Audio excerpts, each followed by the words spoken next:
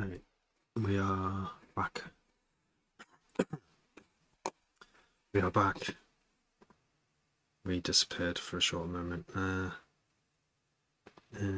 Right, what have we got?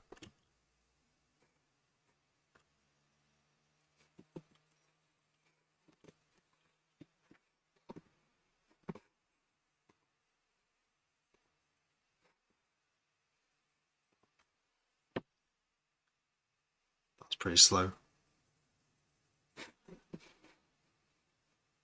Oh, so I can't have nice things because we have to turn this to the internal 0 output.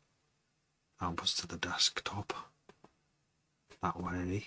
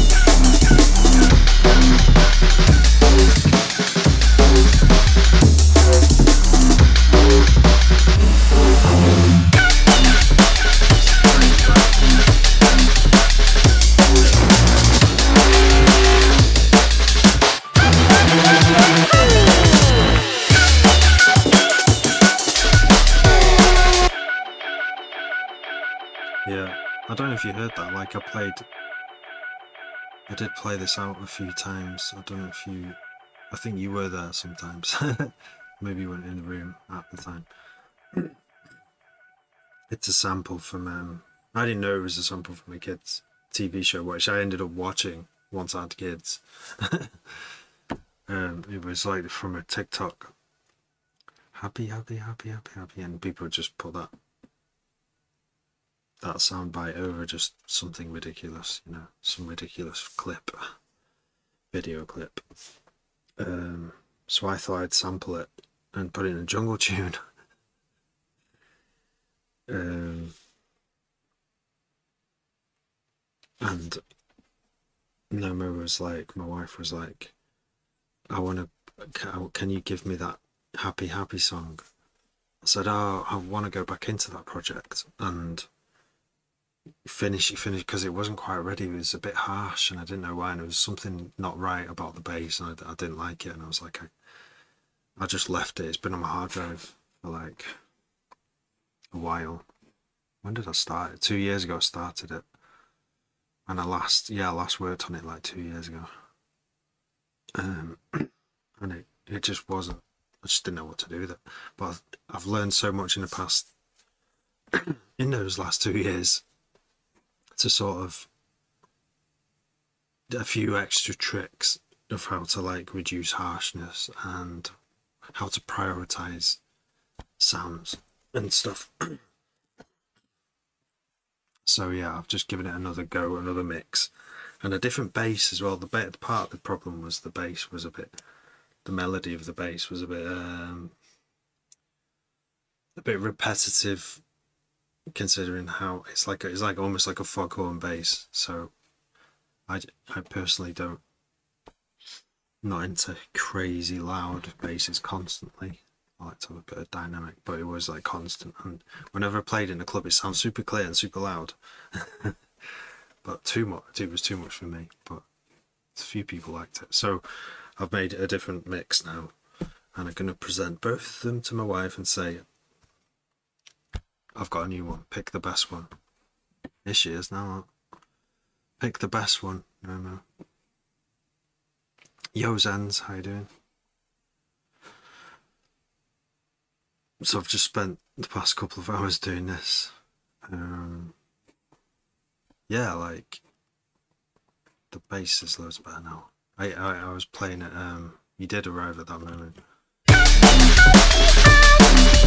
The bass is now a bit more. Plays one note for quite a while instead of this.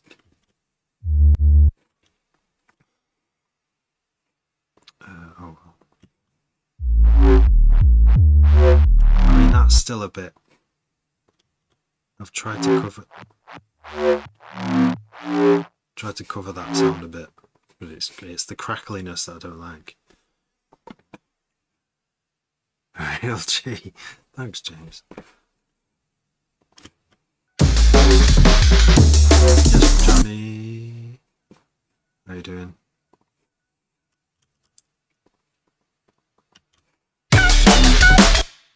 Remixing. What, giving my tune that I've not mixed for 2 years another go over. I've not heard them side by side yet, but yeah, I tidied it right up as well. Like there's lots of amens.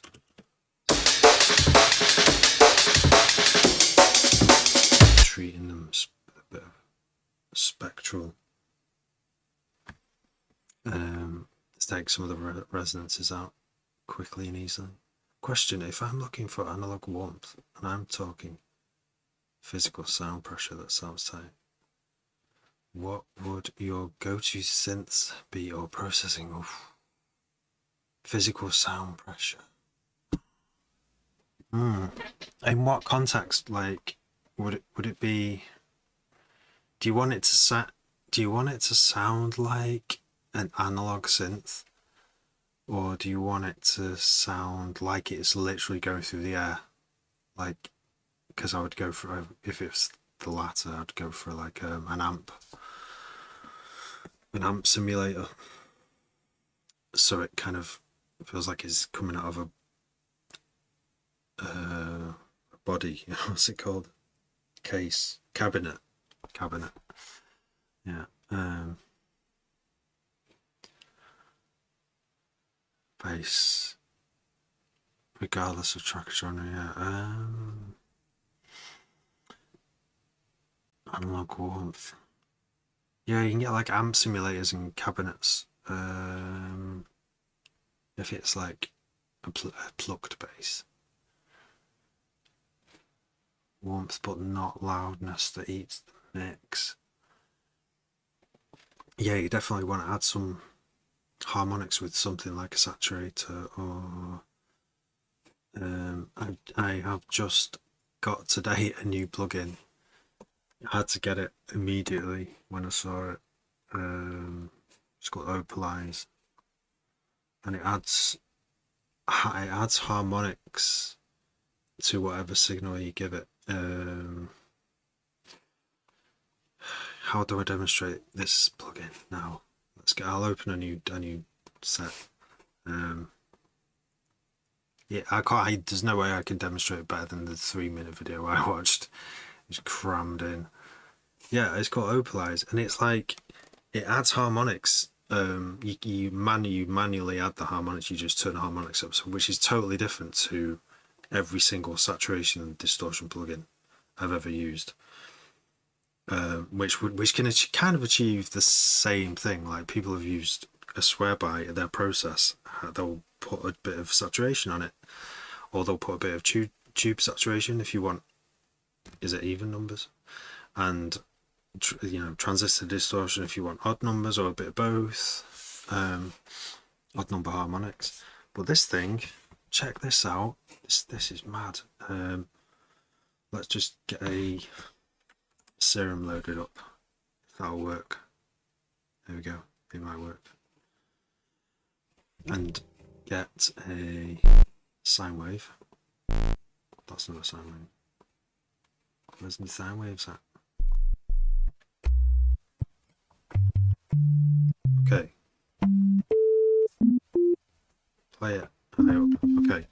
C4, is that? No, C3. Okay, and then we'll get Vocalize. Whack this on. Right, you can hear it straight away. I mean, that's pure sine wave. Now we've got these. With these, it lets you add harmonics to whatever. It just adds them in. So you've got like total control over the harmonics. And obviously that kind of setup sounds the most natural, where they decrease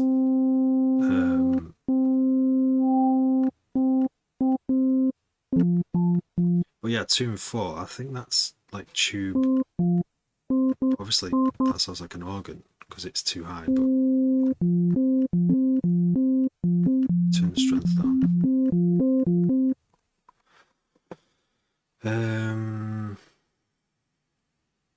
Yeah, this adds warmth. Let's have a look at this on. Oh, you gotta see it really on.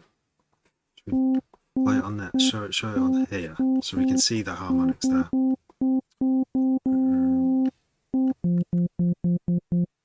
And let's use, for comparison, turn off Vocalize. Go back to our single sine wave, and instead we will put on. Let's put raw. Actually, let's put saturator on. Just a basic saturator. There you go. Plain old sine wave, same thing. Let's add some harmonics. So we've got. I know I'll have to work out at what harmonics are being adding here. Let's get 100 Hertz roughly. So yeah, the basic saturator in Ableton is adding a third harmonic and a fifth and a seventh.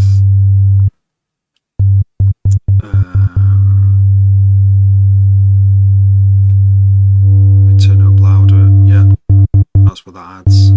I think that's kind of what you get from like a transistor distortion.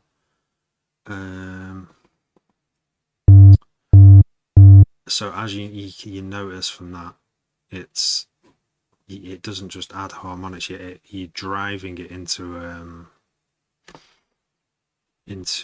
a wall here, like this curve here, and that gives you these harmonics, whereas this thing, it just adds them in.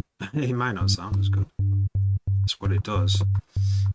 So you could have a sine wave bass, and you could look at your meter, your spectrogram here, and you're like, oh, there's no frequencies there, and so I might just add some in. And there you go, you just turn them up.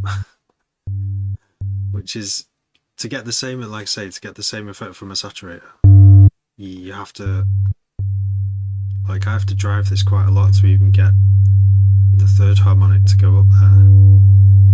And then how do the question is like, so I've got this big fundamental now which is increased in volume by 14 dB. How do I turn that down and just have more of the harmonics there? And the way I would do that is perhaps with a bit of EQ, you know, afterwards. But you know, it's still, I'm still struggling to hear those harmonics now. Yeah, I'm just amazed by this plugin. I've tried to use it once today already. It's interesting what you get out of it. In the video for it, do like it'd work well on like electric guitars and stuff. But yeah, single instruments it would works best on. Not so much complex signals. Well, I did like try it on drums. And you can do this as well, like just have it affect the high frequencies.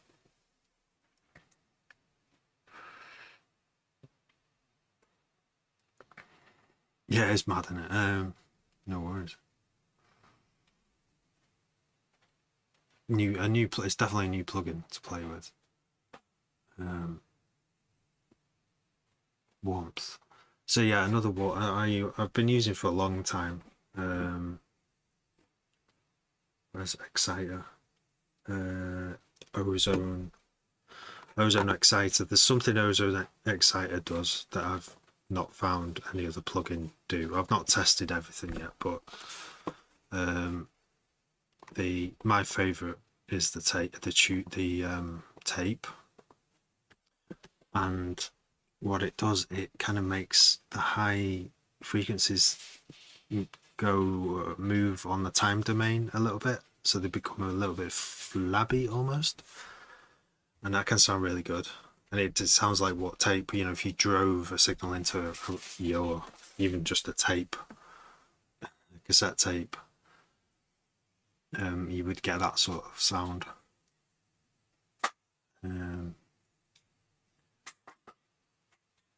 But yeah, Ozone is a great one. I'm not. This is good. I barely used it, but it's not as good as. I would never get rid of this unless I found something unless I found something else. Ozone Exciter. Because yeah, tape and tube. Well, yeah, tape, tube, and retro like really good. Interesting to see breaking down of overflows. Oh yeah. So no loudness, yeah. That's your issue. Yeah, right.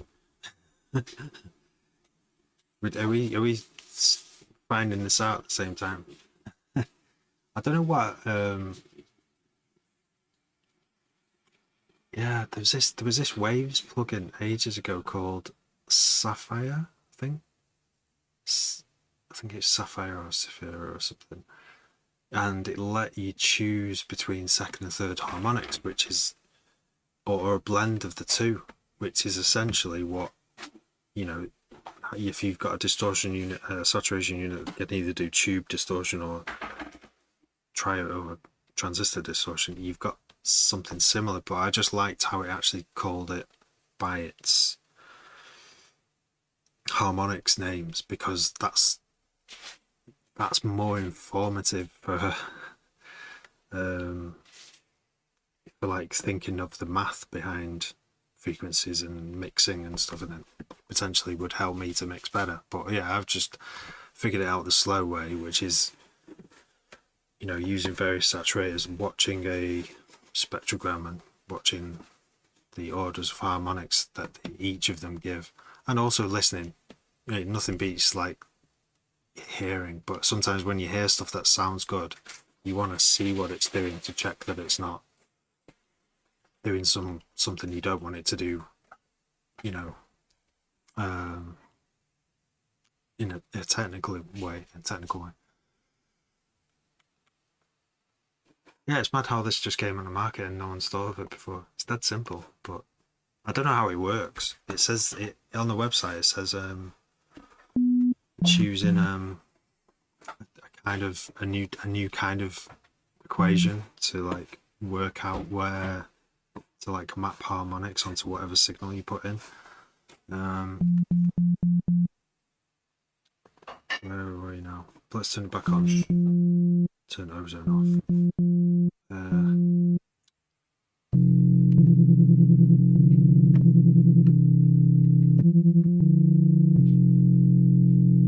That's interesting, isn't it? Because I'm only pressing 2 notes there, but like when you distort a guitar, you press the right 2 notes, you get more than one overtone, but it's generating like side harmonics. So it's nice to just play with it and watch frequencies. It's pretty much, yeah. And then there's this dynamics mode, which makes it behave more like a saturator, where the louder the signal going in, the more harmonics you'll get, which is obviously like a real just like a normal saturator. Like you have to really drive it in, don't you, to get, because like classic mixing desks, they try and keep that down. They try and make distortion as low as possible. They don't want distortion. Usually it just happens when make a signal loud enough and it starts overloading the circuit.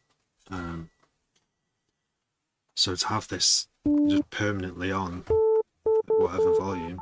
Oh yeah, and you can also do this. Like you can also turn down the fundamental and just have the harmonics.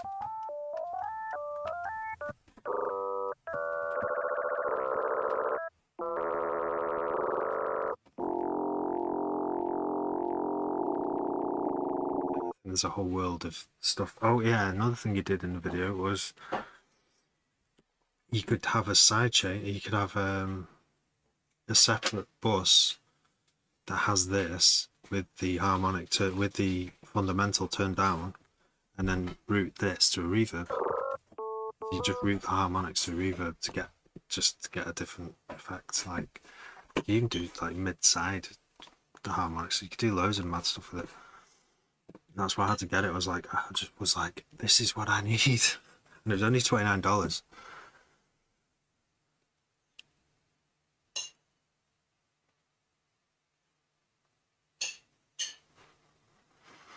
All right, Barry. Love a bit of math. Totally. Yeah, I mean, let me know if it works for you. It works out for you, because, like I said, I only got it today, and I've only tested it on a bass group. I just whacked on a bass group, and it was a bit much for some of the material, because there was about a few different bass sounds in there. A bit much for some material, but I can see myself using this for like a quick adding of harmonics, but in a really controlled way. Like he couldn't get a more controlled. You could, yeah. I could whack a saturator on high pass the saturator and put a sine wave back in. Like, oh my god, I've been doing that forever, you know. I guess this kind of brings what you could do with something like Serum into the audio channel. Like, you know, you could have well, Serum, you would use a wavetable with the harmonic series in a wavetable. That is literally what that is. So is this? I don't know what it would be called, but it sounds like a bass now, doesn't it? Sounds like all the harmonics you get in like a bass. What do you call it? A bass guitar. Soft.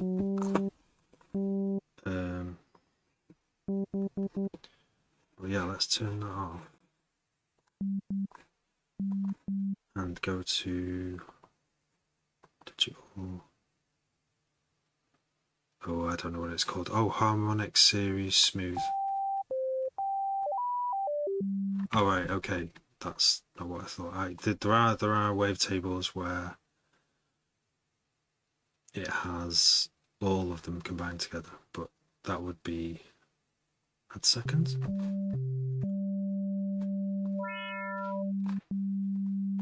Add fourths.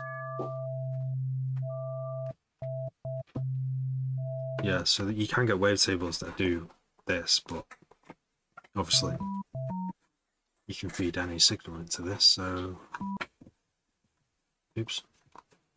Oh, it's frozen.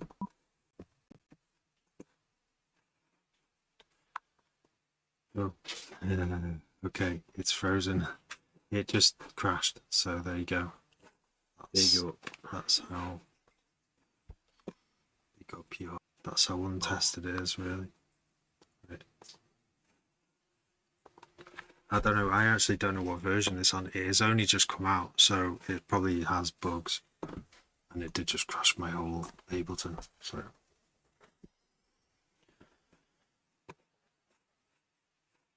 let's load it up again. So what have you all been up to? Been up to much?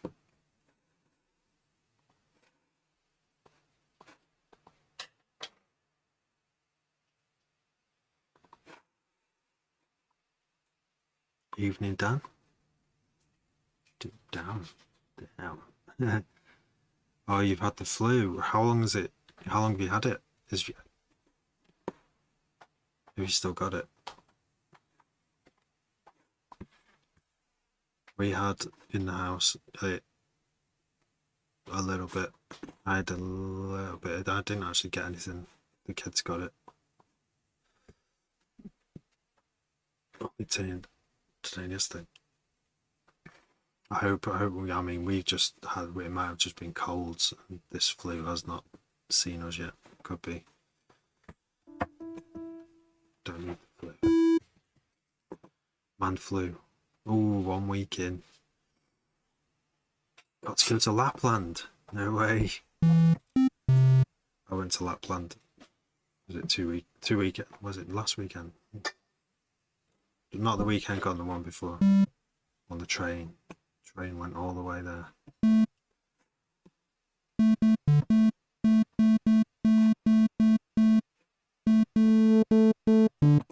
It's interesting. Sine wave. Let's put it back to us.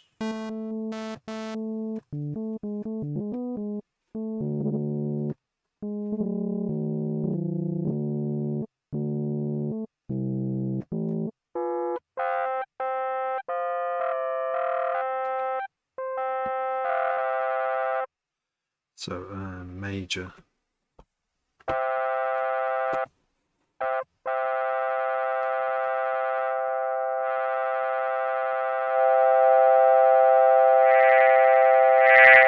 Like if you mess with the order of this, the slowly losing energy kind of as far the further you go up harmonics, it sounds really wrong. It sounds really harsh and wrong.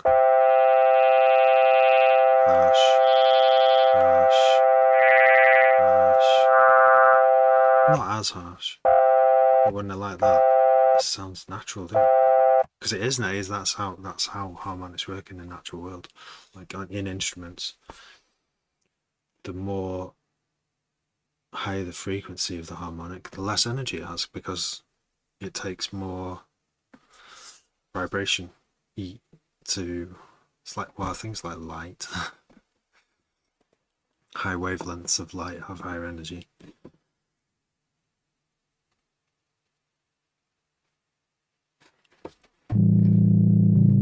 So yeah, let's try some material. Let's try it on some drums or so. Oh, let's try it on piano.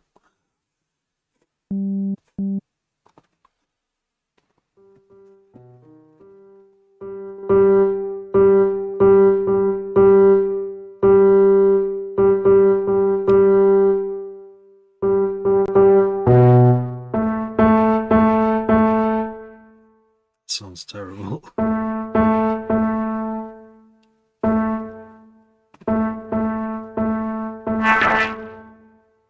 I don't know why that sounds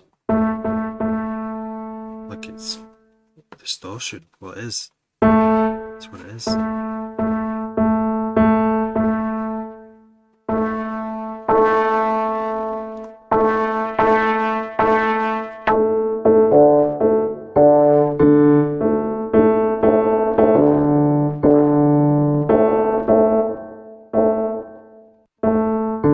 Okay, there's like an 808 preset there.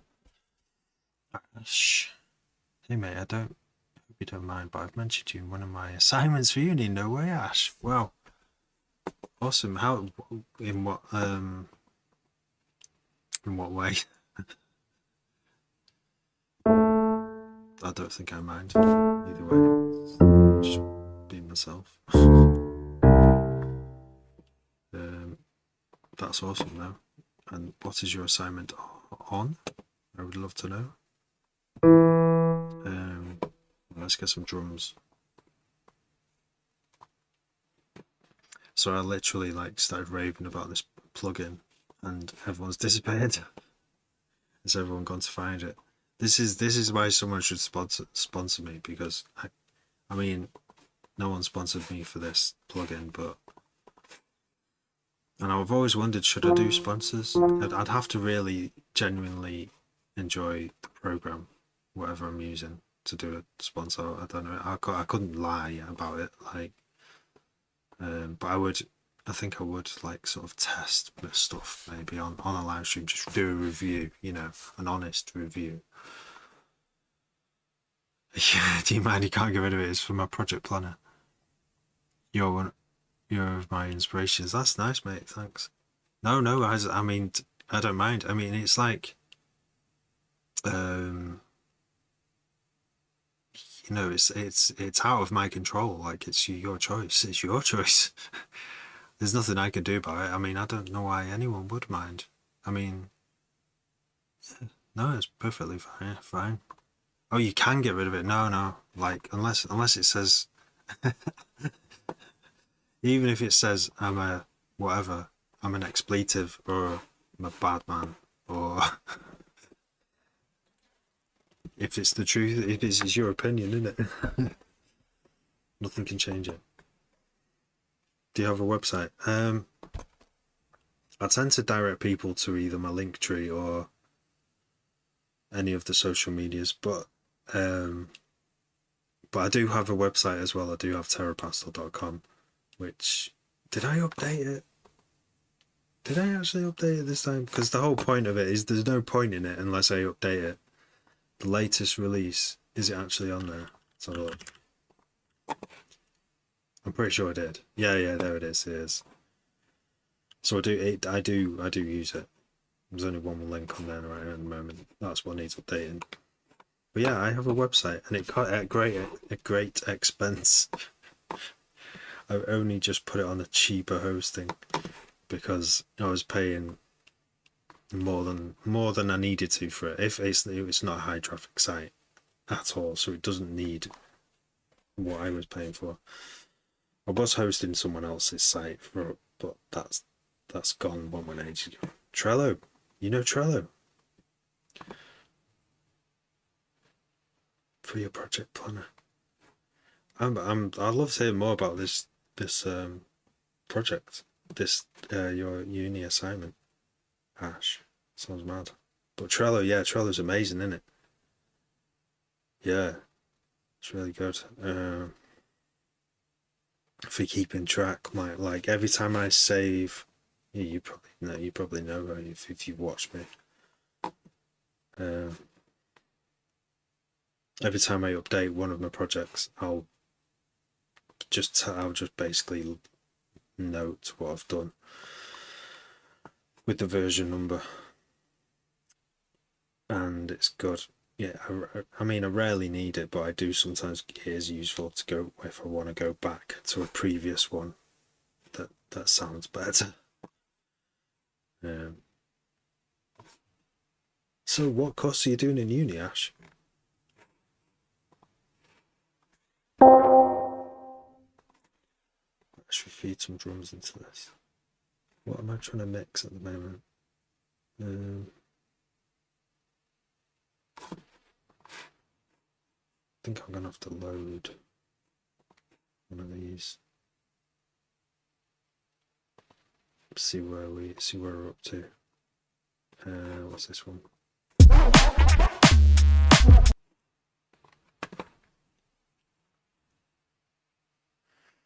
Okay, I am a bit up. I've like lost track a little bit. See if I don't update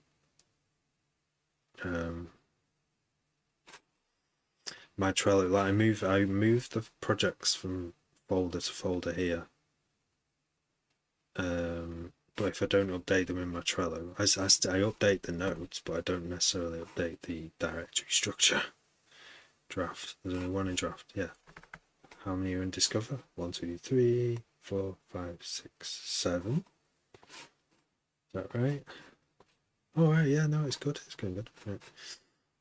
You're doing feedback and static feedback. Oh yeah, Ash. I remember you telling me that. Yeah. Similar tunes to yours, but all around sound. So I can't remember now. Is every sound made from feedback and static? Like you using kick? Are you make like kicks as well? Kick drums, snare. Are you making drums from feedback? Or you just is it just a study of it's like music you can dance to, but it's using lots of feedback to make lots of the sounds. I can't remember what you told me.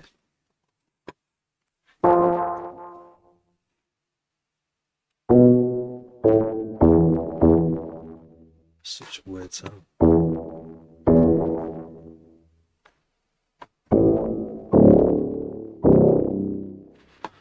Making synth bass lines from static noise, but implementing others. Just guitar. Okay. That sounds good. Sounds good, mate. Yeah. How far? So, when do we get to hear stuff? Is it and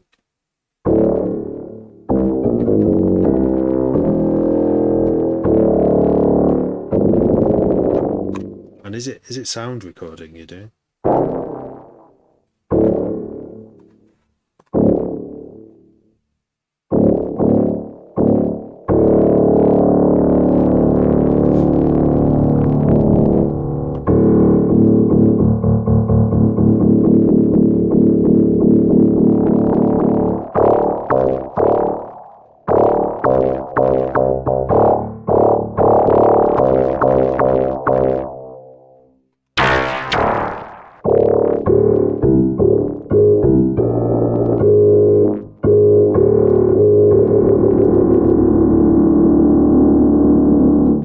Yeah, I did. Drum Kits April May will be released to Spotify Mon. No way, nice. Looking forward to hearing it. And yeah, like that's mad. I kind of is. Yeah, I kind of want to read what he wrote about me. But yeah, no, you're more than welcome to reference my name. I have no problem with that. Did you pick up any good plugin deals on Black Friday, mate? Yes, I did, DJ Leon. I actually went a bit mad. I don't usually go that mad, but I upgraded to Kick 3 finally. That it took me a while. Let's load Kick 3 up. And it's pretty cool as well because it's got loads of new presets. Kick 3, I got Kick 3, I got Opalized today.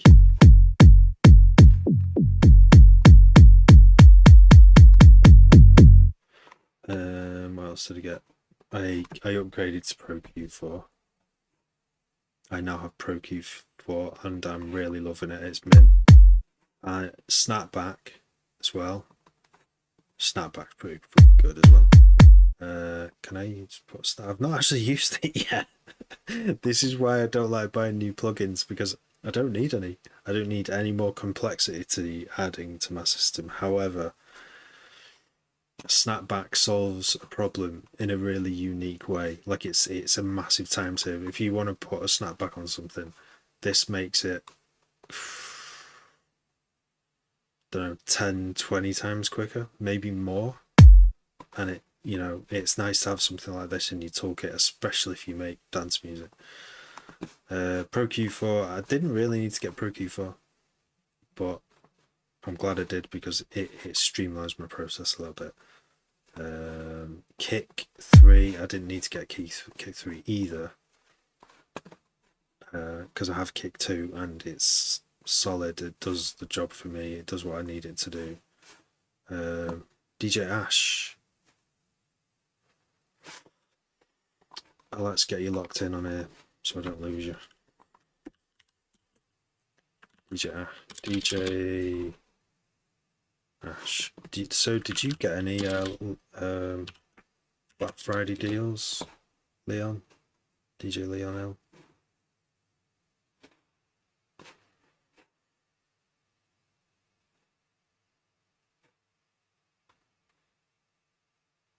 Oh, I don't know. Don't know about DJ Ash. Does it underscore afterwards? Oh no, don't know where you are then. Maybe I can go on your Maybe I can go on your... Add me, Ash. Can you add me? Maybe you've already got me. I don't know. If you add me, Ash, I'll be able to follow you on SoundCloud and Insta. All the static noises will be created using a multi-sampler. Compressors. Oh, nice. Right. A sampler. Just like quiet, just noises. Snapback. Yeah. I've been eyeing it up for a while, and I was just like, I don't really need it. I don't do that many snapback, but when I do, I want to do loads of them, and to do that in a whole track for every snare, you know, if you just want to turn it on and off to see if it sounds better. But what made me what the clincher, I realised as I was buying it, I've been using a lot of breaks recently that have that natural drum breaks from like the 70s that have that the sound of the kick at the whatever it's called, the hammer for the kick, you know, and even the snare, you know, everything has this movement of air before it if it's the microphone's sensitive enough and you can hear it and stuff. So in a way, this in a snapback can sort of add some of that psychoacoustic sort of element of natural, but also it's not just about being natural. It's because I'm not that bothered about something sounding natural. It sounds better having like a before a transient, before a kick. Like so many drum breaks sound amazing because of little things like that. So I had to get it for that, and it's not expensive. So I'm creating an asset library too, hopefully to be bought by others. Nice. Oh, the Sound Toys bundle, yeah. Thanks, Ash, for following. I'll follow you back, mate. Sound Toys, yeah. Sound Toys is pretty good too, by the looks of it. I think I wanted... What's the one I wanted? Sound Toys. Oh, yeah, that Space Blender.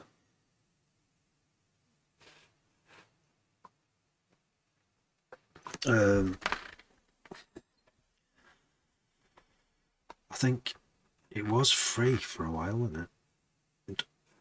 Now it's $49, yeah, but you had to get an iLock or something. But that looks like that's a cool reverb, really mad interface.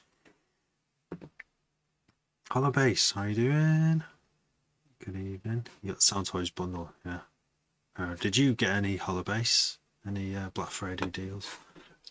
I just got a few. I got a snapback. There it is. I've not even used it yet. Does it work on this? Does it work on if I just play it MIDI? Oh yeah, it does.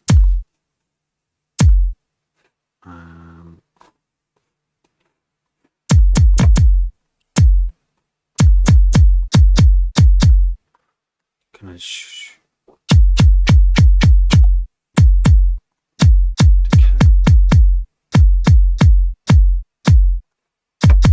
yeah, it looks ahead. See, and this is the other thing, you can add a transient as well, can you?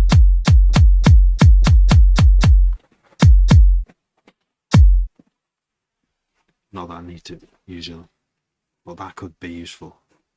I bet it's good. I bet it's really useful for like real drums. Oscilloscope. This was like 30 quid or something. It was like just under 30 quid. I don't know if it was on offer. I just bought it.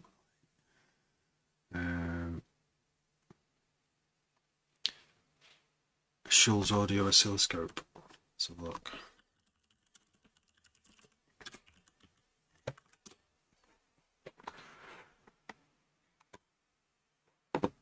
Nice. Oh yeah, I've seen this. Oh, I wonder if this can do it better than SciScope, because SciScope, the developer, I spoke to the developer. Wait, do you use Holobase? Do you use Ableton? Can't remember now. Apparently Ableton has this problem where it doesn't automatically sync. It doesn't compensate for latency when you've got a plugin in your plugin chain that adds a bit of latency. It doesn't compensate for it, so your waveform appears late on like a grid like this. And I asked the developer, can you do something about it, because it's really annoying, or can you at least add a feature where I can manually compensate for it easier than just trying to find a random number. Not a random, it's just a number that changes every time you add a plugin that adds latency.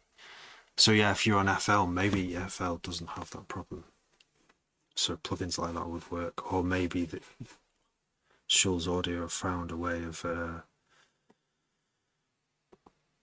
automatically looking for the latency, because another way of they could do it is by, if you had a plugin at the start of the chain and then an oscilloscope plugin at the end of the chain, and it kind of times how long the latency is. I don't know why. I mean, this is just one guy who makes precise scope, so yeah, I'd love to see that in action. I bet I will do, won't I? Although at some point, if I tune in,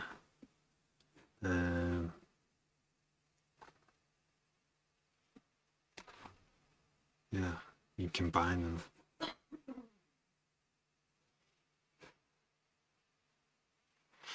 Nice.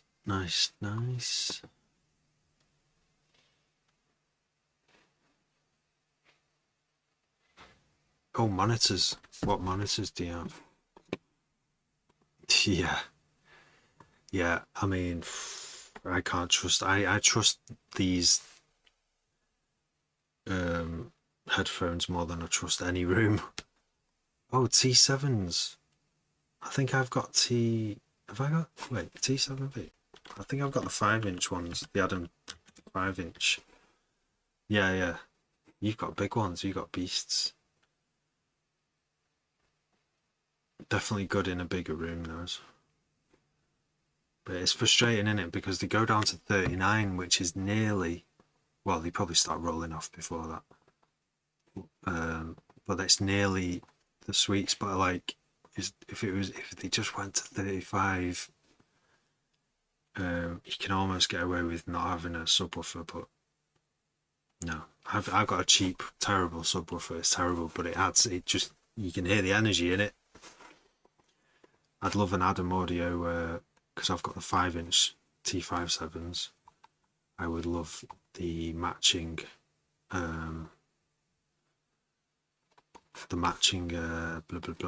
subwoofer. Yeah, is it that one? Is it the T? Yeah, so I've got those. This thing, but it's like 400 quid. It goes down to 28 hertz. It's big as well. Subwoofer I've got now is like a tannoy. Like, it's from a like a home cinema thing. It goes down quite low.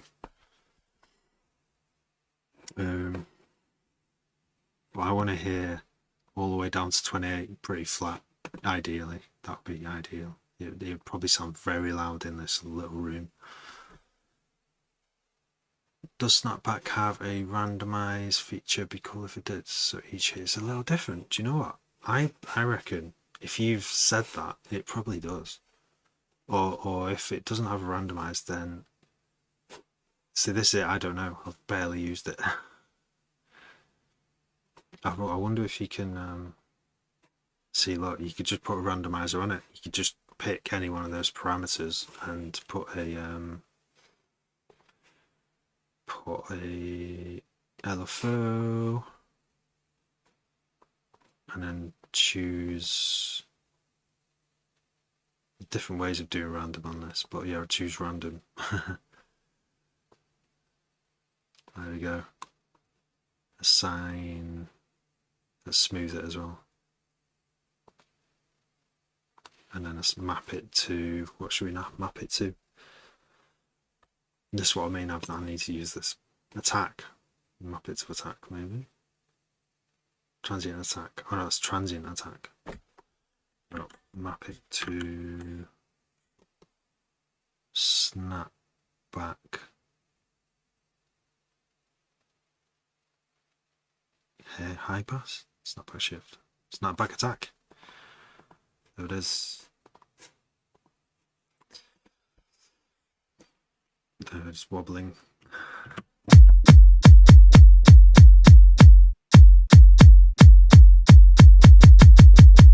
Can't really hear the difference, but maybe if I map it also to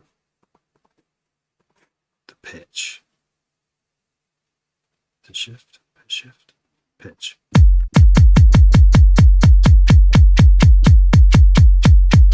Sort of hear it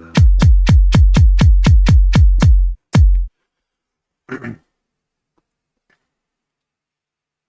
High end is great, yeah. I'm very impressed with. I got lucky, I think.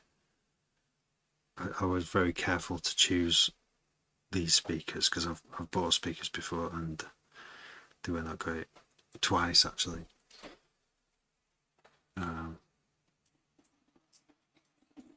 HSH, yeah, the Yamahas are really good as well.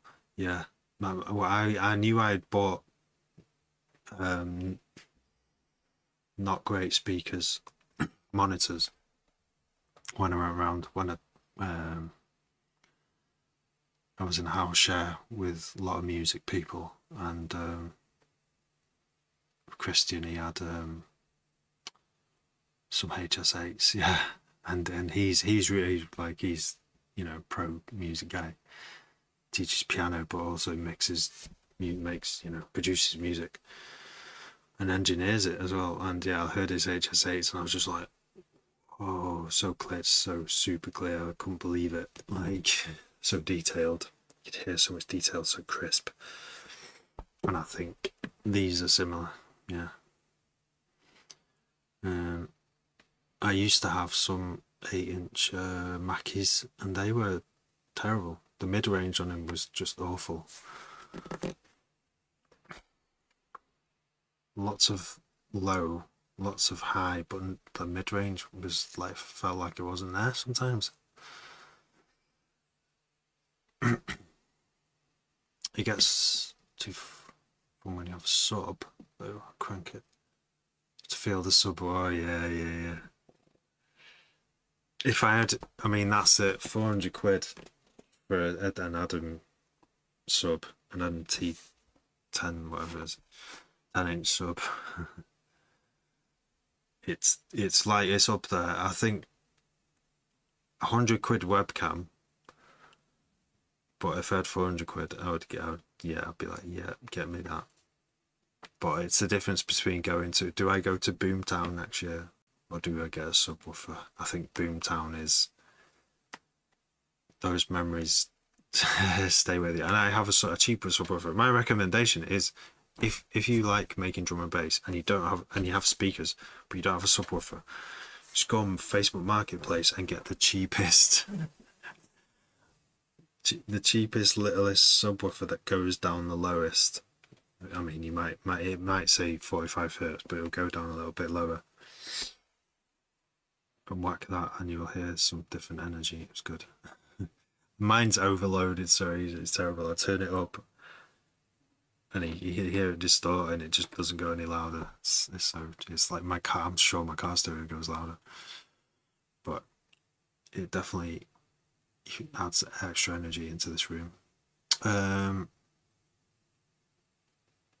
My friend had a Yamaha sub.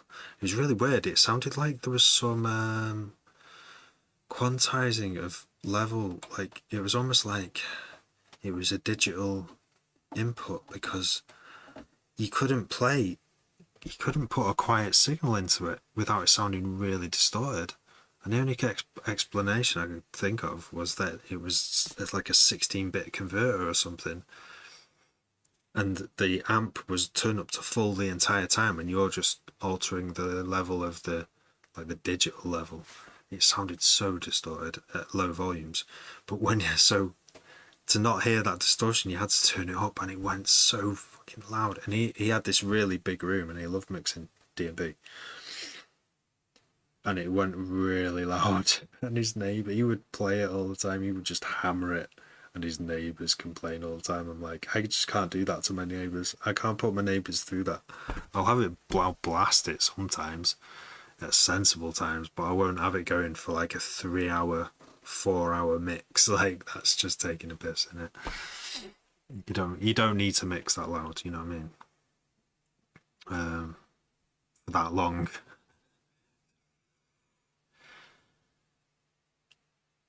It's nice to balance the stereo and mono on them too. Oh yeah. Do you know what? I don't think I've done that enough. HS8's a beast, especially on the lower frequencies. Yeah, they were good for something, but my mixes were terrible on them. Yeah. Bro, I got something for when you want to hear a preview of my album. Yeah. I wish I could. My room's too small to have a sub. Well, you've got some T7s, they're pretty big. It would just blow the low end. I crank my head and just start sounding like static 60 hertz. Oh, is it like that? Yeah, well, what about it? Then maybe there's you standing frequency, maybe there's your resonant. You want to go a little bit below. CZ, how you doing? Send it, goes hard. Where did you send it, Zens? Before I start clicking around. But yeah, Snapback's cool. What else did I get? I'm sure I got something else. I got Pro Q3. Pro Q3 is sick. Yeah, it's definitely a worthy upgrade. I didn't think it was at first. I have spent too much money on plugins though. Like, I don't know if I should have spent that much. But what else did I get? Just those. Kick 3, Opalize, Pro Q4, and Snapback. Yep. I've been using Pro Q3 today to solve problems, mixing problems, so it is that's already paying for itself. What projects? I was working on a remix of the Happy Happy song, which I already made 2 years ago. Always email. Always blow up.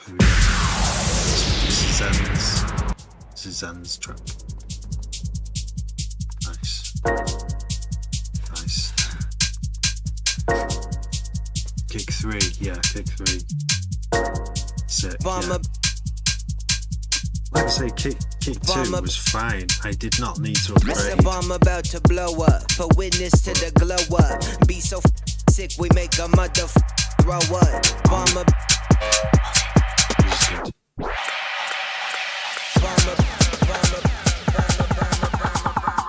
Blow up. For witness. Bomb. Yeah. Bomb. Bomb. That's I like. Whoa. It's a bomb about to blow up. For witness to the glow up. Be so sick, we make a mother throw up. It's a bomb about to blow up. For witness to the glow up. Be so sick, we make a mother be so be so be so be so be so. Nice. Impressive, Zens. I like the twists and turns, the unexpected stuff. That's I like that. I was not expecting that to happen. Any of that. Yeah.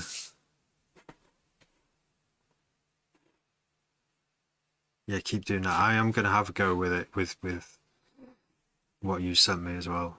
Soon. Today I got distracted again. This happens. Like, I've got collabs on the horizon just about to happen. You only sent me one song, didn't you? Yeah. But yeah, mint. Thanks for sending me that, Zens. That's wicked, that. Love it. I don't know what that was. What even music was it? You're just doing your own thing there. That's UKG, but you're doing a Zens thing with it. I like it. Uniqueness. For 2023, I'm trying to hack my workload to try and work on 3 projects a day. 1 new idea, 1 finishing, and 1 idea I'm working on collab. Yeah. So you'd like, you got your studio session time, and you start one, one new idea a day. On that same day, working on finishing one, and on the 3rd slot of time, doing a collab, or what did you say? Well, TikTok Live Studio is asking me. Or working on collab, yeah. I mean, this is the thing, so yeah, don't overwork yourself, yeah. Yeah.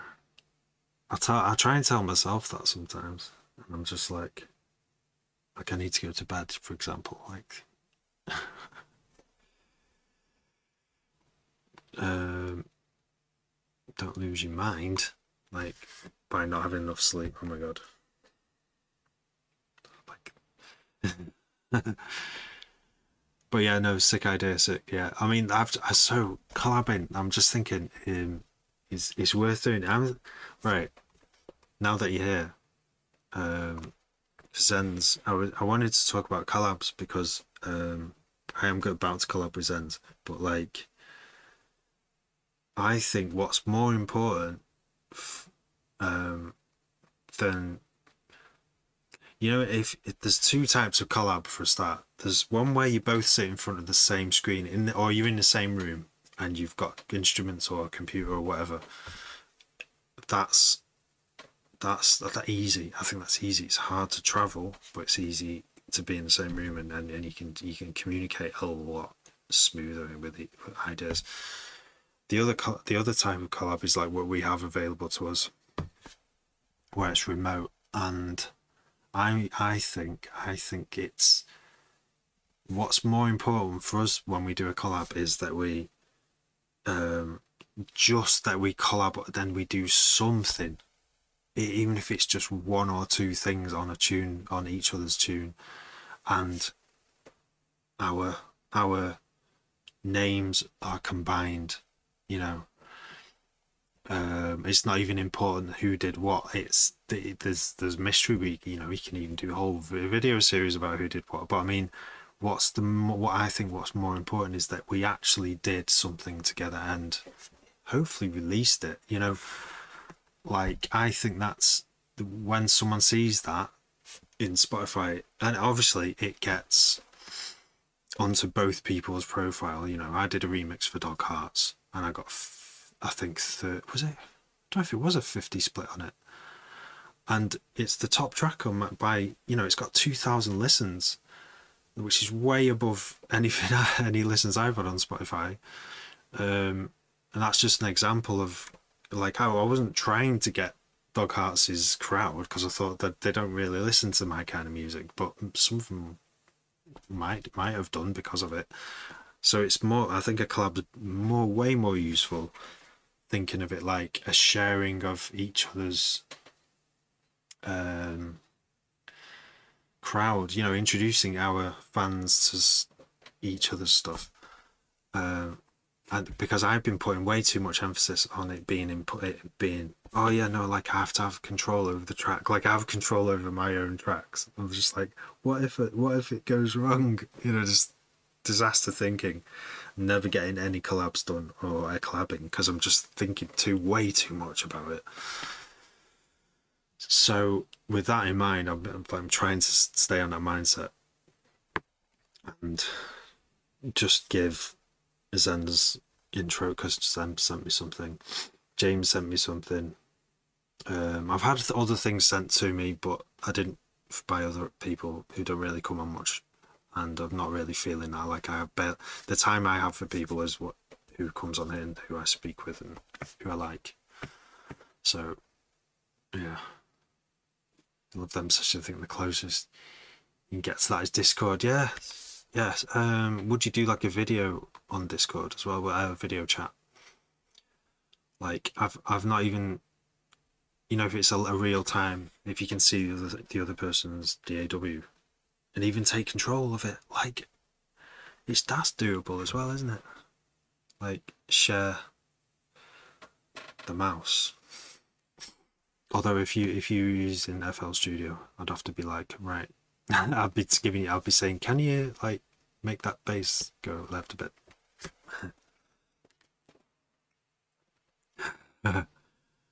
Oh my god, they'd just be like, if you were a time traveler and you spoke to someone in the 80s, yeah, you'd probably just break them. They'd probably be like, what? That's what the future's like. You haven't got flying cars. What? It's 2020. You have not. What? We sort of have got flying cars a little bit, but they're not allowed in the sky. But yeah, the 80s. Oh yeah, phase. You can change the phase. That's pretty sick, isn't it? I like that. I like being able to change phase. You can add harmonics. That's nuts. Distortion. Wagwan James. Yeah, so I was just saying about collabs, James. But I think it's more important that we collab. It's not as important that the tune is like the control that I seek over my own tunes. I don't need that control. That control is not important when doing a collab. Like, I'd rather just us make something together, anything, so we can introduce a sound like this thing. We worked together on this thing, and now all our fans can hear it. And people are going to go, like, unless we tell them exactly what we did, people can go, oh, I wonder which bit's Terrapastel and which bit's James or which bit's Hollow. No, Snapback is it's reverse. It does so. Oh, I've totally messed it up here. Let's delete it, put it in again. So there's my kick 2, there's my kick 3 kick, just normal kick. If I turn Snapback on, let's do clap. Oh wait, no. Let's do something that's reverse. Air duct. That's Snapback. It's the pre-playing of a sample or noise or something before the kick or whatever sound you use, any percussion.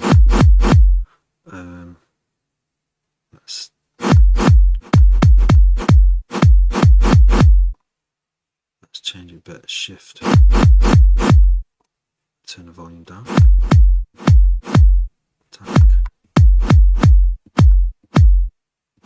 Seeing that?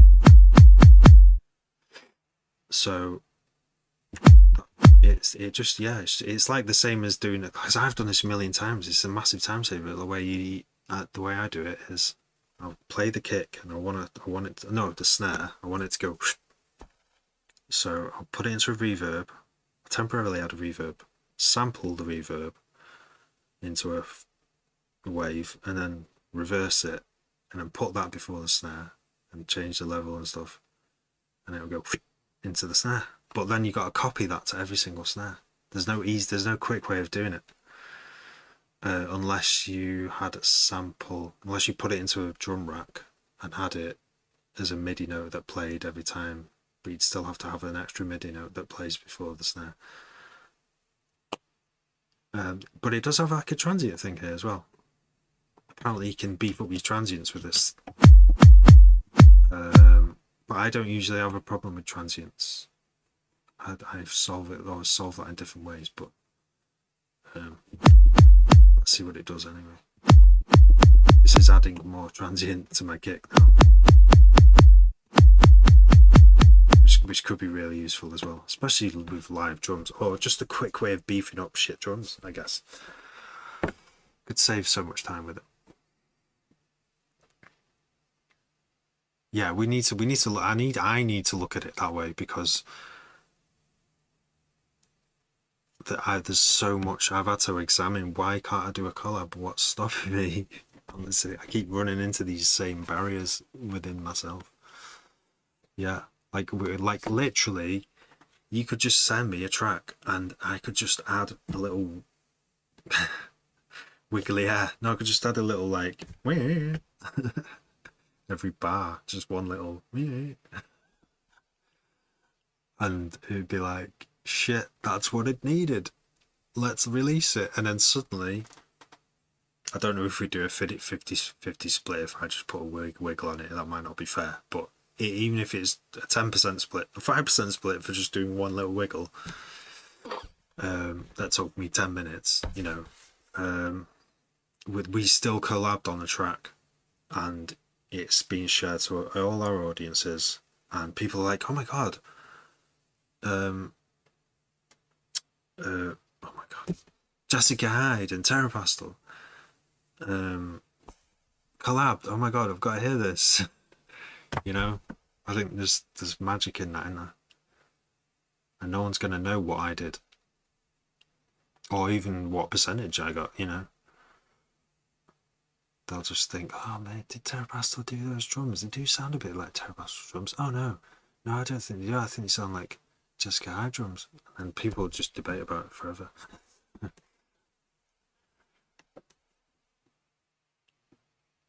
Oh yeah, by stacking transients. So I wouldn't stack transients, mate. I would make one transient duck out of the way for another. You only want one transient for sure. But this does sound alright. Just maybe you don't need to duck. If it sounds alright, you don't need to duck it out of the way. Should we have a look what that looks like if I record it? Root to kick 3. Plus record. So we can see on snapback it layers it up. It shows us, doesn't it? Let's see if that transient's looking good. Looks a bit. There's a bit of. It's not the best looking. This bit here, there is some phasing going on there. I wonder if there's a way to sidechain on this. Can we duck this original signal? Be really interesting if we can. Dynamics. Or we might have to just use a standard ducker to. Oh, don't know actually. I'd like to say this is my first go on snapback. So I've not really looked into all the. So you can sidechain, but I think it should have. If it doesn't have a ducker, so I'd want to replace a transient, not just layer a transient. But I guess this is why this is here, is so that you can feed in any like drum. In fact, you could easily sidechain this. You could have this on a separate bus, and then duck the original signal, so you could still do that. And put in, just replace transients on any drums. Yeah, so it is useful. This is useful. You can quickly replace any kick drum transient or snare drum,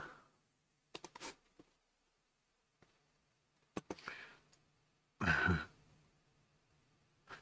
Sounds like, but yeah, put a stack in transients, that's when you might get these problems there, like where the peaks combine together and put too high a signal out, and that can throw your limiter off and stuff. Punch fully, wiggly eye wizards. You hear this for that conversation, Hollow, about us. Producers of we are wizards of wiggly air. It would be cool if we made something that sounds like neither of us. That would be cool as well. Oh, that would be cool as well, because when I make stuff that sounds weird, I don't want it. I used to love making weird as fuck music, right? But I'm like this. It's hard enough getting people to listen to music as it is. So I was like, all right, I'm gonna focus more on like D&B because I'll try that first, and then do weird stuff once I'm famous. But James, if we make weird stuff that's just freaky, whatever it wants to be, then and we can both go, I like that, and I like that. So at least there's two people who like it. And that will be motivation, and maybe that's enough to then to release it. But when I make it on my own, I'm just like, this needs to go on an album with at least 10 other tunes, and it's just one of those optional extra album tunes that you can get away with on an album, you know. Let's make a 90s hip hop track to throw everything off. What, and do the just like get like just practice the lyrics for a week and get really good at and lay the vocals down ourselves. You know, it's really interesting, you know, Enai, yeah, watching his videos, and he stacks drums hard. All right, guess it's just taste. Yeah, well, yeah, I mean, I'm gonna have to watch that. I'm gonna have to watch it. Is it on YouTube? Because I need to see what you've seen now. You've said that. Because I need to see if he's preserving his transients. I assume he is, and he's stacking them, and somehow, you know, accounting for that. Because I've seen a few tutorials about making your own kicks and snares. I think snares especially, where you use use three different drum samples, and don't stack them. You chop them. Because a kick drum anatomy of a kick drum is like, or a snare drum is the transient. Then you've got the sound of the snare. Oh no, wait. Does the sound of the snare rattling come slightly after the energy has gone through the skin to the bottom skin of the snare drum? So it's kind of it's instant, but it's after the transient. It's not immediate. So you get the transient, then you get the doof, the resonant of the actual drum itself, and then that rattles the snare at the bottom, and then you get a tail. So you've got like, you can potentially have like 4 different parts. Yeah, and if you zoom in on 4 different kicks, snares, keep saying kicks, and fade them in and out, and it all happens very fast. You keep looping that same snare and build a whole snare library just messing around with. Yeah, that's how you make the unique snares. But when I've only done it a few times, I tend to use samples now, like just straight off,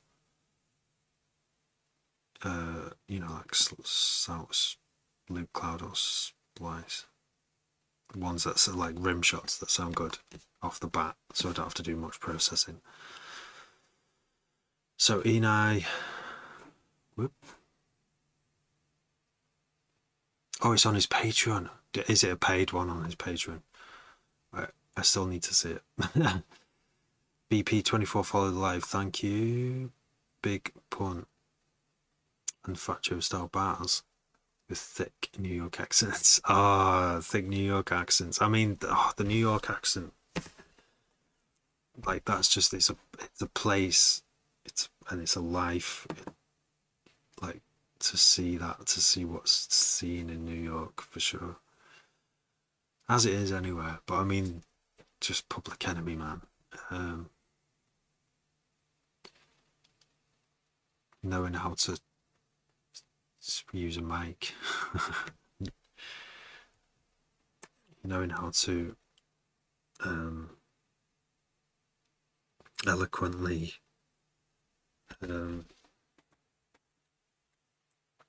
talk about injustice, but in a fun way.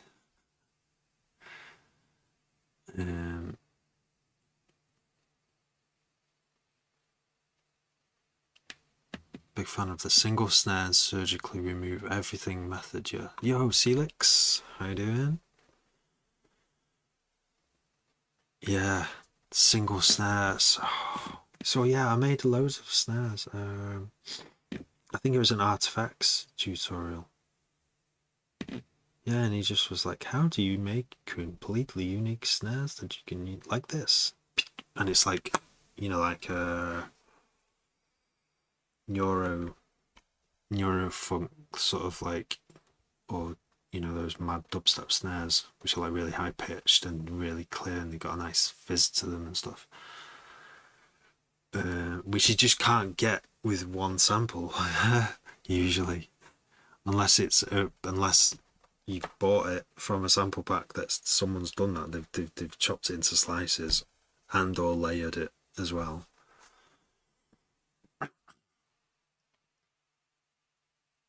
Yeah, I mean, Kick 2, I have used Kick 2 to make snare fundamentals. So I've just used Kick 3 to do, or Kick 2 I used to use a few times to just do the beep, to do the transient, to do the really clear, like it's almost like making a bass and putting high pass in it and putting a sine wave, clean sine wave underneath, but for a snare. It's still really hard to make a snare from scratch though. So you could start with trying to make a transient. Imagine the physics of a drum stick hitting a skin on a drum and what happens next. But just using a sine wave in Kick 2 and then putting like a snare sound. What even is, I've tried to make a snare sound from just white noise, and I've tried making the white noise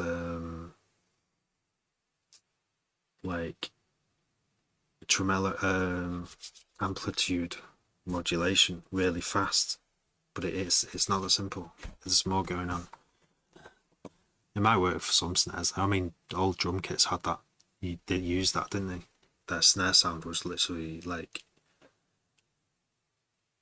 a decaying sine wave going doo, and then a noise on top. That's the simplest kind of snare.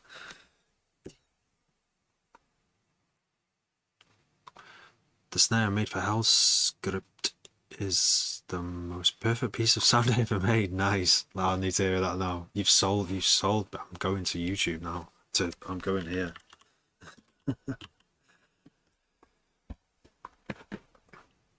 Hell Script. Let's hear it. Hell is only a word. It's a tune though. It's like, this was playing in my kitchen like when it first came out. Well, it was after it came out. Hell is only a word. That dirty wobbly bass. Let's hit the snare.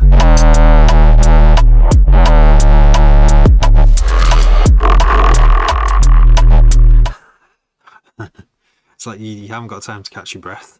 It's just one big exhale. Yeah, that's a nice snare.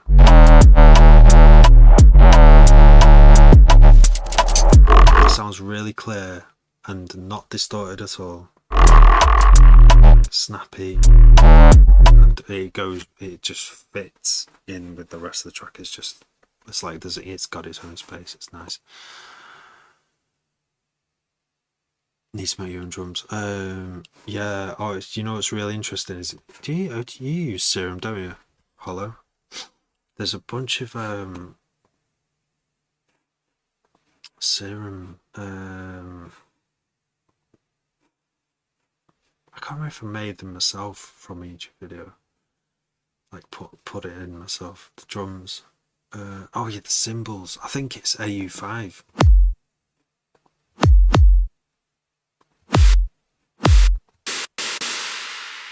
Like, this is a cymbal in Serum 1, not Serum 2. I've just loaded it in Serum 2, but does that sound like a cymbal?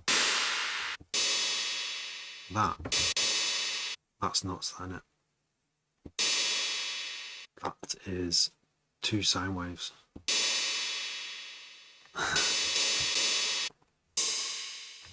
That.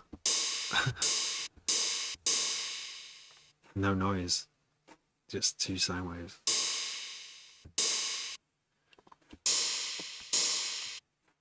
can't remember if I downloaded. I think it was available for free. Hi-hat, like, oh, he as well did some. That was noise.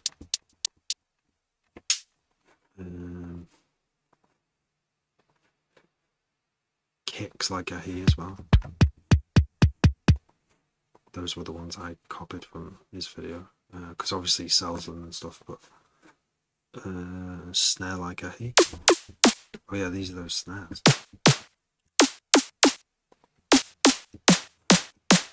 The shape of these, like I say, these are all Serum 1.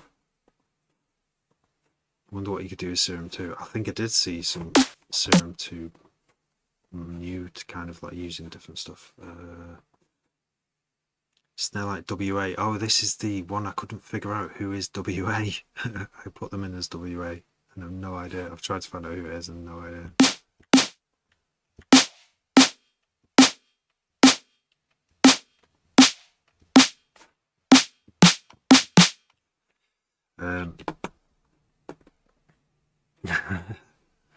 Sovereign Tugs followed the live, thank you.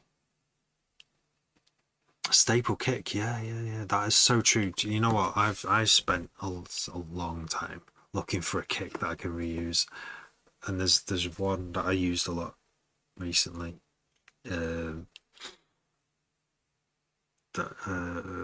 in Overton Live 12, it might be on before that. So it is like a drum kit. It's called a Caltroit kick. I even wonder if it got me flagged on SoundCloud. And I had to say it's no, I own the rights to this tune. I've used that kick a lot, and also now I've got a kick. I've got my own template. I've got my own kick in Kick 2, which I've used in a lot of tunes as well. It's what I start off with now as well. Also, the ones what came with Kick 2, the presets for D&B. I think it's Fox 2. Or is it Fresh? These are good, these ones. Let's turn that back off.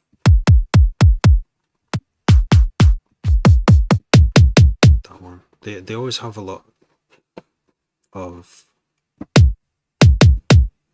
these over samples on. Sound good, don't it? It's a good place to start because you can then start tuning again. Powerful. Yeah, have you got a staple kick now, Hollow? Snare just cuts so perfectly, it does, Helix. Serum drum templates, yeah. I don't know how I would point you in the right direction for those, apart from like sending them to you, really. Which I could do, but it's like having it. You'll have to remind me. Like I cannot remember if I handmade this. I probably did because it's got no artist name there.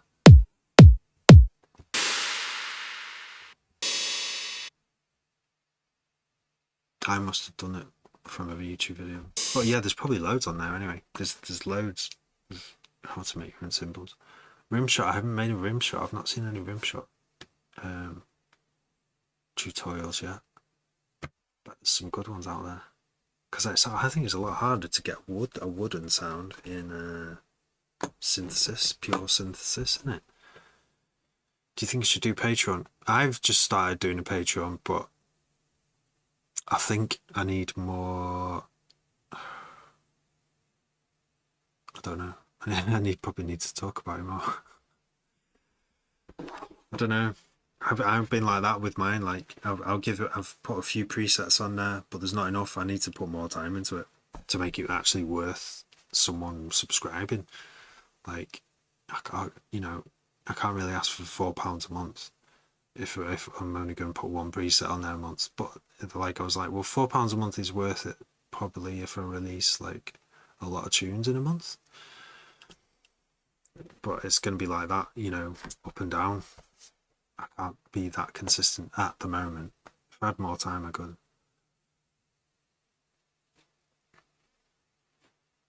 The metallic one, Rimshot.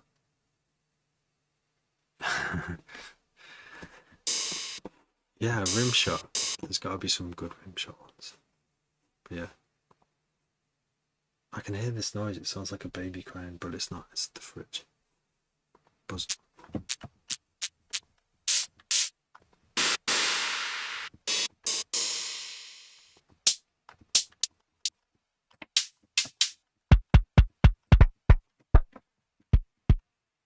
Oh yeah, I can hear baby. I might have to go. I've not got the monitor down here. Oh, and it is midnight as well. Crikey, it probably is a baby waking up for milk. Let's see.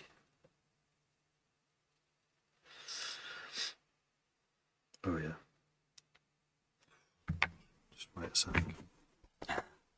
Go to bed, Hollow Base. Nice chatting, mate. Nice hanging out. Thanks. You just need FM modulation and clipper. Oh yeah. Hey.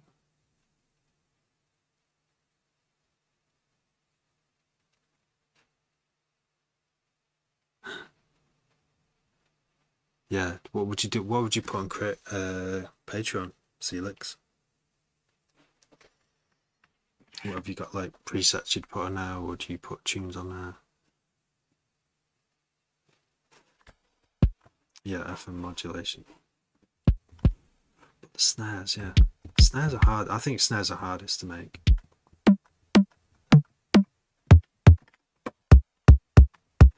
It's great, isn't it? Just that. Could be a kick in any tune. Not any tune. Using one oscillator in Serum 1. Magic.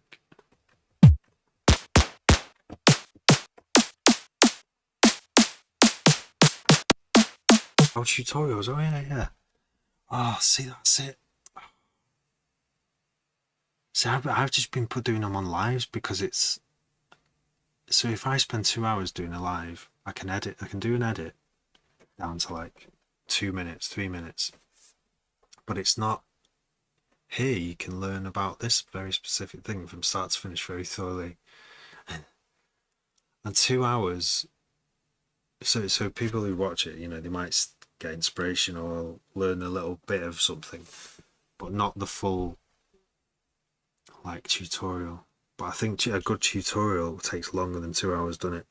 Like you could spend a whole week, you know, you spend a few hours recording it and then practicing it, then recording it, and then editing it, and then doing like a thumbnail for it. Wait, I don't know. Have you done any tutorials before, Celix? Any video ones? The only ones I've done are how to do the follow mouse thing.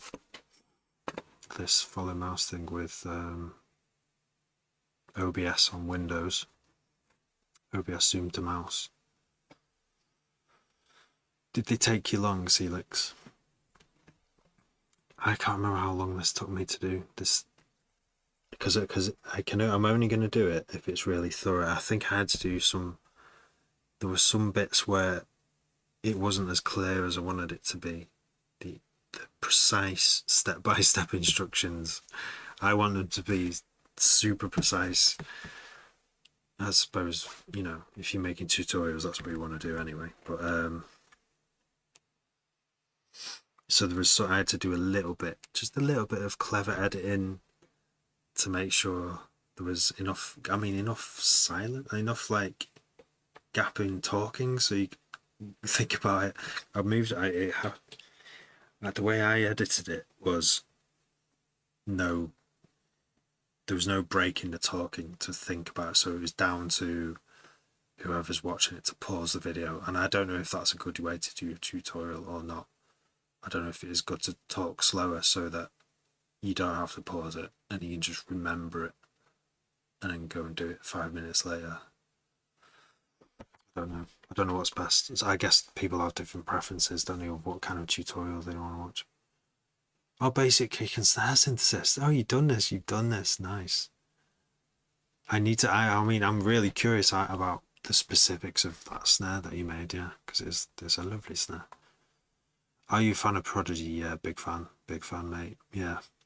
It should be. I think it's in my one of my bios. You know, like a longer artist bio that I've sent out about my influences.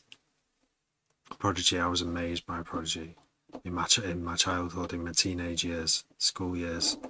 Just like it was the coolest music out there. The most amazing, intriguing, exciting sounding music that I could possibly listen to, apart from like the other rave music that was happening at the time.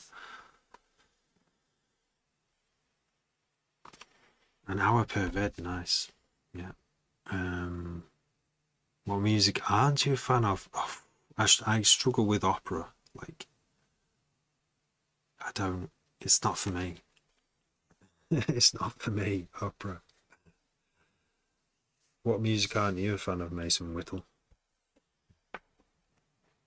What I'm a fan of. I quite like listening to stuff though, and trying to get my head around it, like whole worlds and whole lifestyles that have this music around them that I don't understand, and trying to understand it. I like that. So I will listen to opera music where other people will be like, turn this shit off, mate. Like I'll be like, I don't mind. I can sit and drive with it, and I'm cool with it. I'm just like, yeah, this is music. It's music. It's not my kind of music, but why, trying to work out what it's for, why, how people listen to it, or how do they enjoy it. I mean, I think opera's the appreciation of how someone can sing that loud.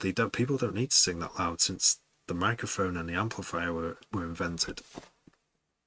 So there's this it's like an ancient art of being able to project your voice to like 500 people in a massive auditorium.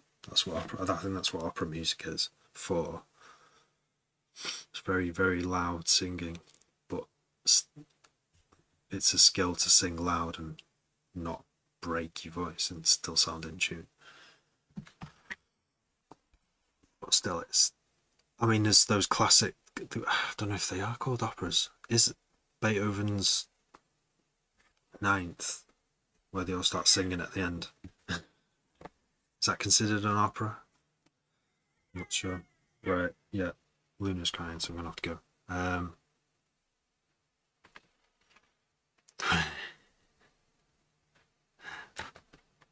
The Wiggles. Bouncing balls. It's called Bouncing Balls, isn't it? That the Wiggles did. Nessun Dorma gives me the shivers. Oh my gosh. Right. I'm gonna have to, in a bad way or a good way.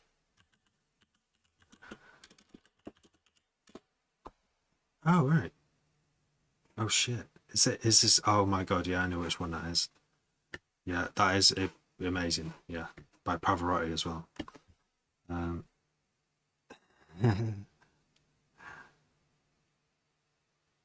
Yeah, it's proper haunting. Like, it's kind of nuts.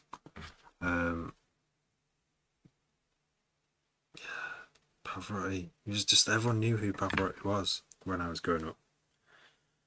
Pretty mad. Right. Is she gonna cry again? Faithless, yeah. If I play this, I'll get a strike. Not a strike, I won't get a strike, but it is good. It's worth it. No idea what he's singing about.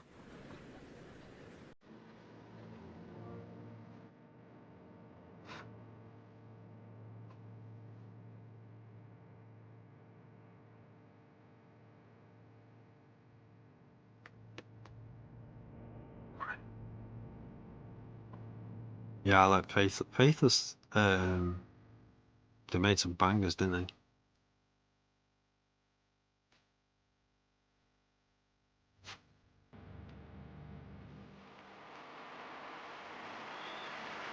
Just like as soon as you start singing, they're like, yeah.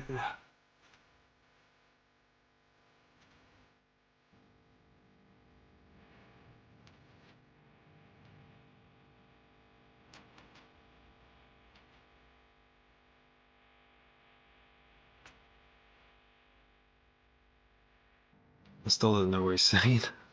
Translate to English. Oh yeah, this is good. With hope, tremble with love, look at the stats. Cold wind.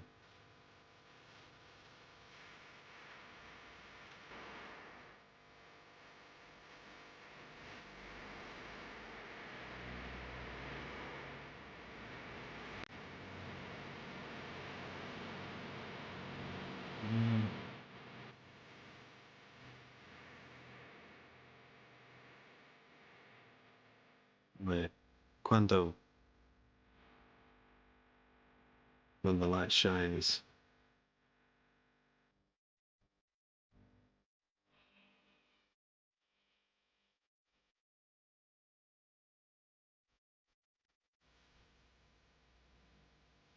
My kiss will dissolve the silence.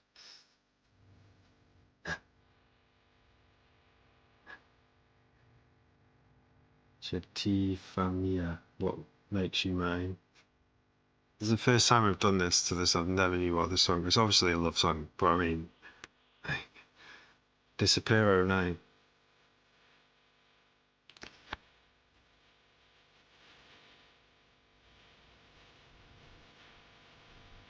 Boston. Have we gone back to this thing?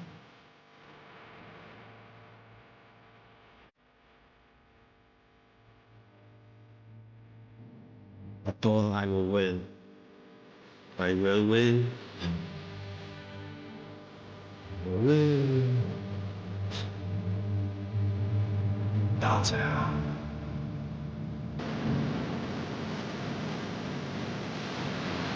This is it. Let's keep doing it.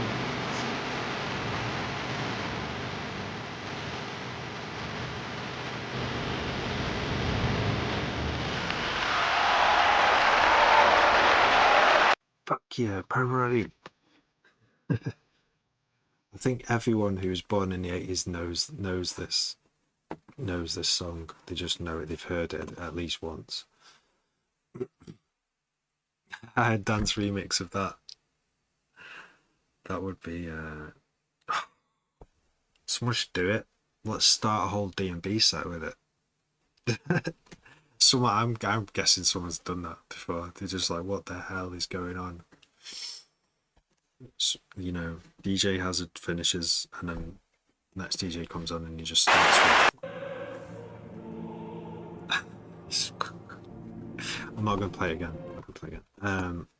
But you would be like, I think everyone would cheer though. I think I've been to clubs where people would know this tune because it's like part of popular culture, whether you like it or not. And everyone knows it. Everyone knows this, and they would hear it and go, "Oh my god, it's this!"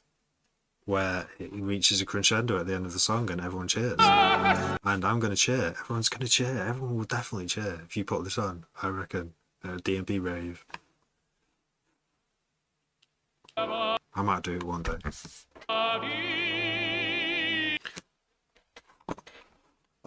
It's one of them, like a concept to start you, or have it at the end of your set. You know, just like if you want to go out with a bang, put that on. If you had it in the middle of the set, that'd be a bit weird. Yeah. Can I recommend some music? Radicalization? You may. I might have to go though, because actually I do have to go. So I would say, yeah, I'll put it in my thing, but I have to go. Yeah, she's crying. Tab. Tabernus. Never heard of Tabernus.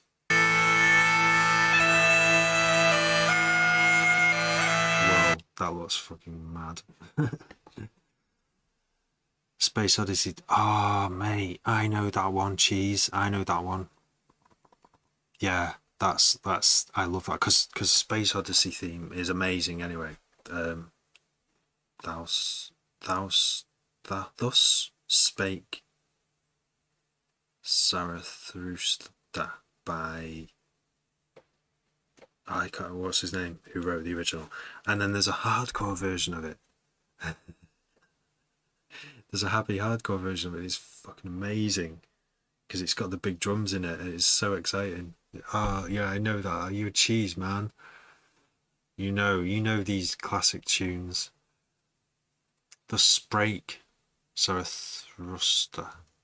Yeah, thank you, Cybersiggers. We've got some cultured people in the chat here who know about like things. 96.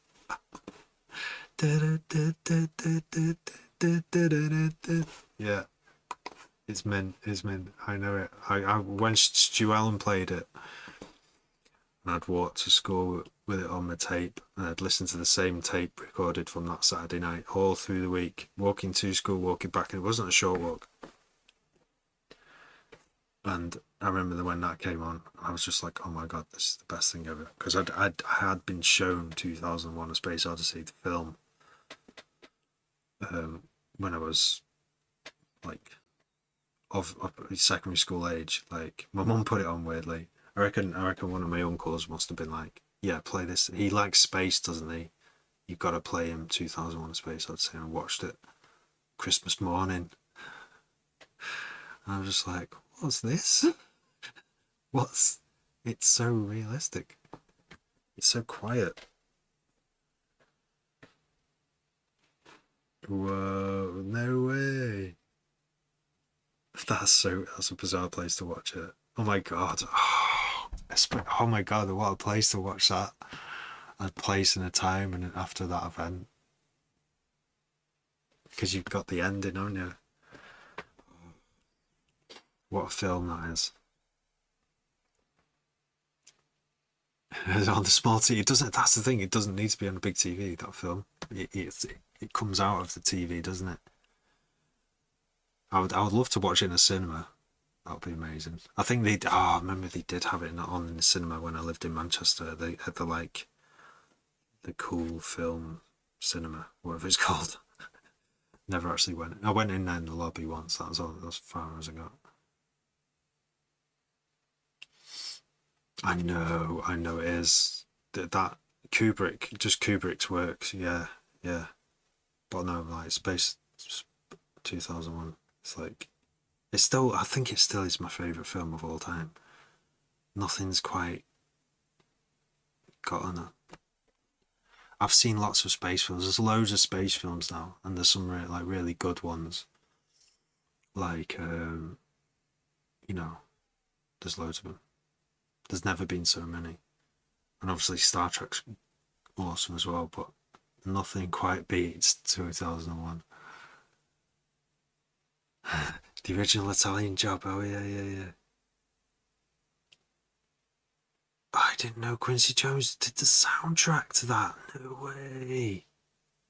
Because Quincy Jones is badass. Like, do you know what? I didn't realize what the Austin Powers soundtrack. It's Quincy Jones, yeah, but I didn't realize it was written in 1969. That blew my mind. Like the sound, the way it sounds. It doesn't sound like it was recorded in 1969. It sounds like it was recorded in the 90s. It sounds like it's just got this super clear, wide sound. That is, amazing. Quincy Jones is a fucking like top guy, top producer, top musician, right up, way up there. Long Car Journeys put the original soundtrack on, makes you feel like you're driving a classic. I've never tried that. I'm getting me Ford Galaxy and put the Italian Job soundtrack on. Oh my god, I feel like I'm in a mini. How's it going, Phase J? How's it going, my boy? Tron soundtrack. I can't remember it. I can't remember the Tron soundtrack. Oh, like the new Tron. No way. Yeah, I've not seen the new Tron. Oh, but wait, how new is the new Tron? Because there's that one with Jeff Bridges in. Is that like, is there an even newer one? Really off topic, but you want to get your mind blown? Type in Sharon Jit Singh Raga. Ravi Rav. That's, I mean, it's quite a name, isn't it? It's longer than my name. Sharon Jit Singh Raga. 1982, okay. It's old, I'm gonna listen to it. Things are happening in the music for me. Oh yeah, yeah, go on. Oh, the old one.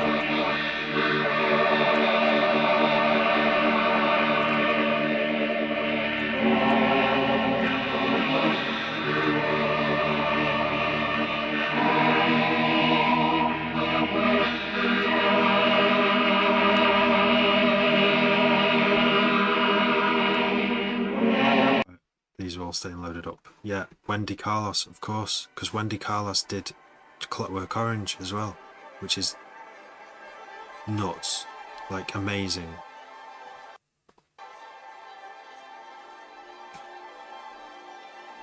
Wow, sounds like you're in a computer there, doesn't it?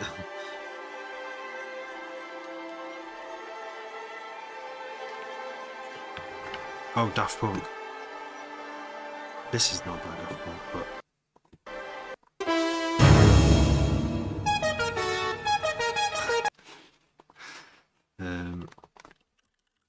Tron Daft Punk.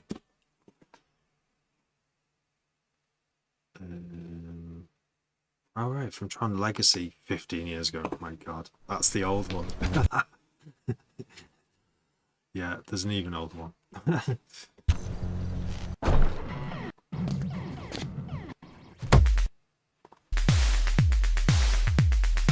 Nice.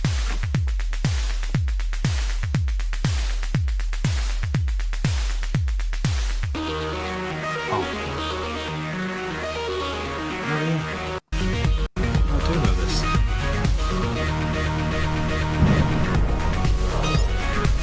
Sick, yeah, that's sick.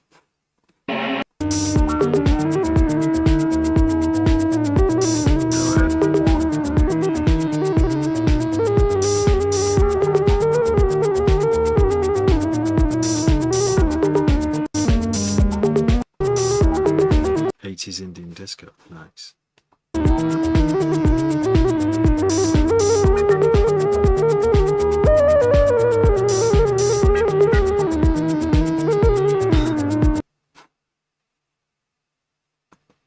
Yeah, yeah. Have you heard William Onyebar, the African guy? He was probably doing about the same time as this.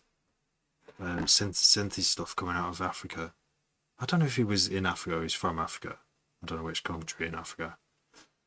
Probably recorded. I'm gonna have to type it in. No, I've got time. I've got to go. I've got to go. Fuck's sake. He gets played on Six Music a lot. One of his tracks. Yeah, fantastic man.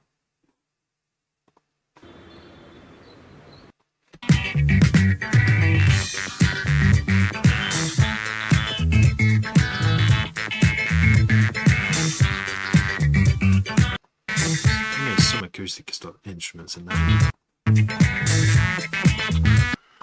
But yeah. Insta Cheese, yeah. Terrapastel on Insta. And wait, Insta. Yeah, Insta. Yeah, if you go if on my bio, it has like the link there. Nice one, yeah. Nice one, Cheese. Nice to like connect over, especially over the 2001 hardcore remix, which is just amazing. Thanks. I'll follow you back. Anyway, right, I'm going to end it here because I really have to go. Thanks for dropping by, everyone, and tuning in. It's nearly 1 a.m. and Cyber Sickies came by. Through, and I've got to type this in. I'll leave these in my browser. What I love about browsers these days, you can just like leave everything open, put your computer into hibernate, and come back a year later. It's all there. Where has it gone? If I don't put this in here now, it's going to go forever, isn't it? Threnody. Hiroshima Penderek Reki.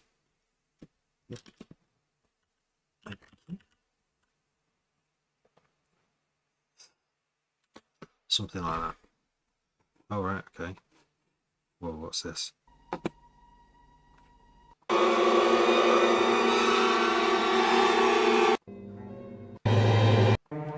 Whoa. That's some seriously disturbing. Wow. Okay, thanks for that. Anyway, yeah, cheers everyone. Cheers cheese. See you soon, I hope, in a bit.